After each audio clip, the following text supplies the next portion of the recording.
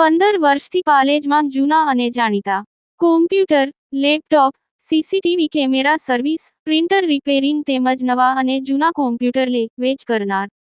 Admission form તેમજ તમામ સરકારી ફોર્મ ઓનલાઈન ભરી આપવામાં આવશે. આમોદ તાલુકાના નવા દાદાપુરના ગ્રામજનોને પીવાના પાણી માટે હાલાકી. આમોદ તાલુકાના નવા દાદાપુર ગામે ગ્રામજનોને જીવનની પાયાની જરૂરિયાત પીવાનું શુદ્ધ પાણી માટે અતિ કષ્ટદાયક પરિસ્થિતિનો સામનો કરવો પડી રહ્યો છે. ગામમાં પાણી પુરવઠાની વ્યવસ્થા ન હોવાથી 2 થી 3 દિવસે એકવાર પાણી મળે છે અને તે માટે લાંબી કતારો લાગી જાય છે.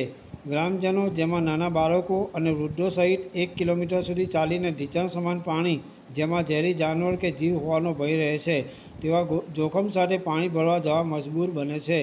જીવના જોખમે પાણી મેળવવું એ નવા દાદાપુરના રોજિંદા જીવનનો એક ભાગ બની ગયું છે. સ્થાનિક રહેવાસીઓના આક્ષેપો મુજબ ગામમાં રસ્તા અને પાણી જેવી પાયાની સુવિધાઓ પૂરી પાડવામાં ગ્રામ પંચાયત સંપૂર્ણ નિષ્ફળ નીવડી હોવાના તેઓએ આક્ષેપ કર્યા હતા.